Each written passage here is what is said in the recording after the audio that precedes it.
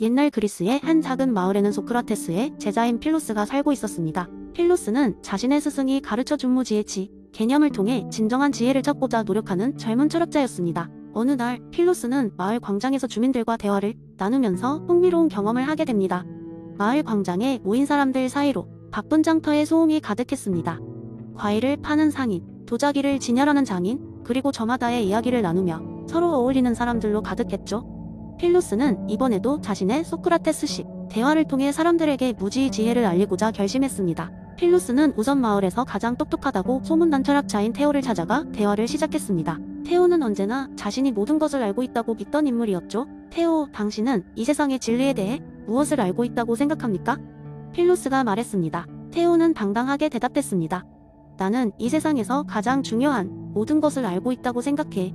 삶의 의미, 행복의 본질, 그리고 정의에 대해서도. 필로스는 미소를 지으며 물었습니다.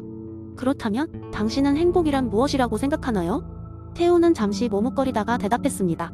행복이란 성취감과 만족감을 통해 얻는 일종의 감정이지. 필로스는 고개를 끄덕이며 다시 질문했습니다. 그렇다면 모든 성취감과 만족감이 항상 행복을 가져다 줄 수 있나요? 테오는 예상치 못한 질문에 잠시 당황했습니다. 꼭 그렇지는 않겠지. 상황에 따라 다르니까. 필로스는 테오가 무지의 지루한 발레 딛는 그 순간을 놓치지 않았습니다. 그렇다면 당신이 알고 있다는 그 행복의 정의는 언제든지 변할 수 있는 것이군요? 혹시 우리가 모르는 다른 중요한 요소가 있을 수도 있지 않을까요? 테오는 갑작스럽게 자신이 알고 있다고 믿었던 것들에 대해 의구심을 가지게 되었습니다. 맞아, 나는 모든 것을 다 아는 줄 알았지만 생각보다 내가 모르는 것이 더 많을지도 몰라. 필로스는 테오에게 무지의 지를 깨닫게 해준 뒤 이번에는 시장의 상인들에게 다가갔습니다. 그는 이번에는 과일을 팔던 알렉시를 만나 대화를 시작했습니다. 알렉시, 당신은 과일을 아주 잘 알고 있는 것 같다. 그런데 이 과일들이 왜 달고 맛있는지 그 이유를 정말 알고 있나요? 알렉시는 자신만만하게 대답했습니다. 물론이지. 이 과일들은 햇빛과 물로 잘 자라기 때문에 달고 맛있는 거야. 필로스는 고개를 끄덕이며 다시 질문했습니다. 그렇다면 햇빛과 물이 이 과일에 어떤 작용을 해서 그 맛이 나는지 구체적으로 설명할 수 있나요? 순간 알렉시는 필로스의 질문에 대답할 수 없었습니다. 그건 잘 모르겠어. 그냥 자연의 법칙인 것 같아. 필로스는 미소 지으며 말했습니다. 바로 그 무지의 인식이 우리가 더 깊이 탐구해야 할 부분이 아닐까요? 자연의 법칙을 더 이해하게 되면 우리가 모르는 또 다른 지혜를 얻을 수 있을 거예요. 알렉시는 필로스의 말에 깊이 공감하며 고개를 끄덕였습니다. 맞아. 내가 모든 걸 알 수 없다는 사실을 깨닫는 순간부터 더 배울 게 많은 것 같아. 필로스는 광장을 돌아다니며 이러한 대화를 통해 각기 다른 사람들에게 저마다의 무지를 깨닫게 하고 그로 인해 더 깊이 있는 지혜를 추구할 수 있도록 도왔습니다. 사람들은 자신들이 알고 있다고 믿었던 것들이 실제로는 얼마나 한정적이고 표면적인 것인지 깨달으며 진정한 지혜에 한 발 더 다가갈 수 있었습니다. 이와 같은 대화는 필로스와 마을 주민들뿐만 아니라 여행을 온 다른 사람들에게도 큰 감명을 주었고 결국 그 마을은 지혜의 마을이라는 별명을 얻게 되었습니다.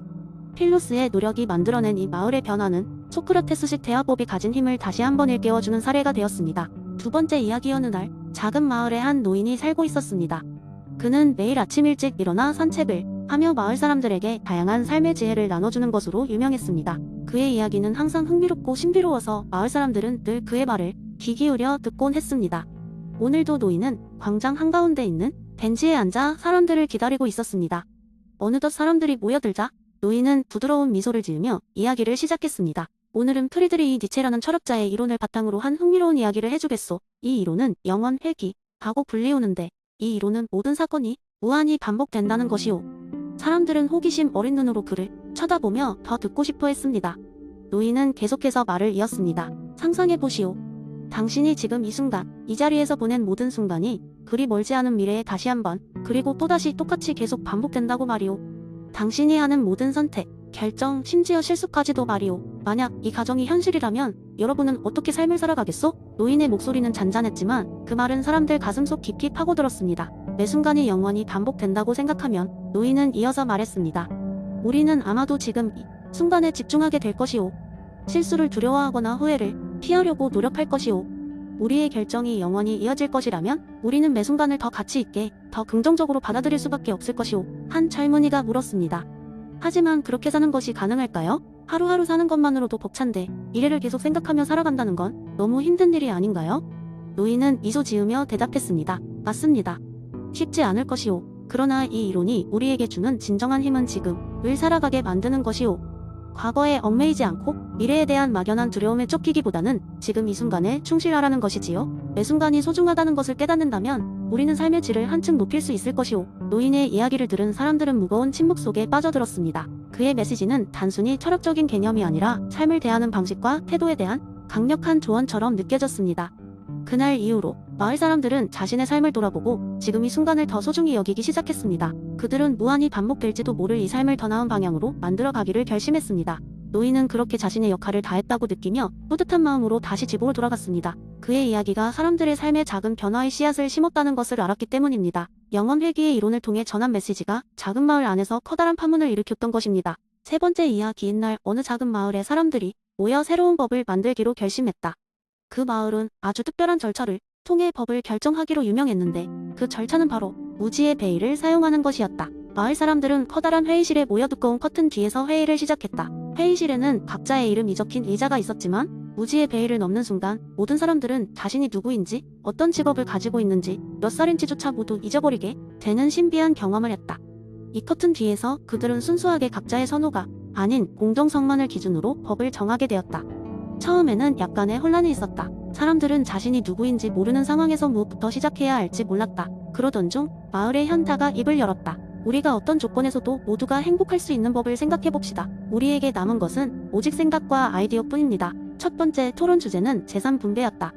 무지의 베일 아래에서는 각자가 부유한 상인인지 가난한 농부인지 알 수 없었다. 따라서 그들은 만약 자신이 가장 가난한 위치에 있을 경우를 상상해보기 시작했다. 가장 적지만 안정적인 삶을 보장할 수 있도록 재산이 분배되길 원한다는 결론에 달했다.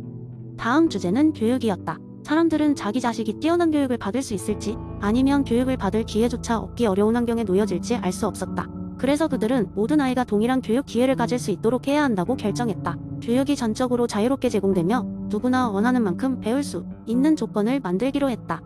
토론이 계속되는 동안 사람들은 점점 더 무지의 베일 속에서 서로의 고민과 두려움을 이해하게 되었다. 모두가 같은 위치에서 고민하며 결정하는 과정을 통해 그들은 자연스럽게 가장 약한 사람에게도 손해가 되지 않도록 법을 채워나갔다. 마지막으로 건강과 복지에 대한 논의가 이어졌다. 누가 병에 걸릴지, 누가 불행한 사고를 당할지 알 수 없는 상황에서 그들은 모두가 안심하고 살아갈 수 있는 의료 시스템과 복지 체계를 마련하기로 했다. 병원은 누구에게나 열려있으며 약은 무료로 제공되기로 했다. 회의는 종료되고 사람들은 커튼 밖으로 나왔다. 마치 꿈에서 깬 듯 다시 각자의 직업과 위치를 기억하게 되었다. 하지만 놀라운 점은 모든 사람들, 가난한 이든 부유한 이든 젊은이든 노인이든 그들이 만든 법에 대해서 불만이 없었다는 것이다. 그 법은 그들이 무지의 베일 뒤에서 이루었던 고심 끝의 결과였기 때문이다. 무지의 베일은 그들에게 중요한 교훈을 남겼다. 진정한 공정은 알 수 없는 무지의 상태에서 모든 불확실성을 떠안고서 도서로의 입장이 되어보는 데서 시작된다는 것을 말이다. 이는 단지 재미로 끝나는 이야기가 아닌 그들이 계속해서 추구해야 할 가치가 되었다. 네 번째 이야기, 어느 작은 마을의 시장 사회에 관한 특별한 토론회가 열렸습니다. 이 마을은 매우 평화롭고 공동체가 활발해 마을 사람들은 서로를 가족처럼 여겼죠. 그런데 이곳에 갑자기 시장 중심의 사고방식을 가진 사람이 이주해 오게 됩니다. 그의 이름은 탐마켓이었습니다. 그는 세상 모든 것이 사고팔 수 있는 상품이라고 믿었고 자신의 이론으로 마을을 개혁하고자 했습니다. 탐마켓은 마을 도서관을 지식의 시작으로 바꾸고 싶어 했습니다. 도서관은 무료로 책을 대여해 주던 전통을 가지고 있었고 이는 마을 사람들 간의 지식과 이야기를 나누는 중요한 공간이었습니다. 하지만 탐마켓은 어떤 책은 인기가 많으니 더 비싼 요금을 받고 덜 인기 있는 책은 저렴하게 대여하자고 제안했습니다. 그는 이렇게 하면 도서관이 수익이 증가할 것이고 마을 경제에 도움이 될 것이라고 주장했습니다. 처음엔 몇몇 사람들은 흥미를 보였습니다. 더 많은 책을 살 수 있고 도서관 시설도 더 좋아질 것 같았거든요. 그런데 시간이 지나면서 예상치 못한 일이 벌어졌습니다. 아이들은 인기 있는 책을 빌릴 경제적 여유가 없어서 책 읽기를 포기했고 오히려 도서관 방문이 줄어들었습니다. 책을 돈으로 거래하면서 이전에 서로 나누던 이야기와 추천이 사라지게 되었고 도서관은 점점 텅 비게 되었습니다. 또한 탐마켓은 마을 축제를 입장권을 사야만 들어갈 수 있는 행사로 바꾸기를 제안했습니다. 축제는 대단한 서비스야. 그 대가를 지불하는 건 당연해. 라고 외치며 그는 사람들에게 설득력을 가지려 했습니다. 이 또한 처음에는 마을에 경제적 도움이 될 것 같았지만 점점 마을 사람들의 불만이 커졌습니다. 돈을 내고 들어가야 하는 축제는 더 이상 예전처럼 자유롭고 즐겁지 않았습니다. 사람들은 서로를 초대해 음식을 나누던 자유로운 환경을 그리워했습니다.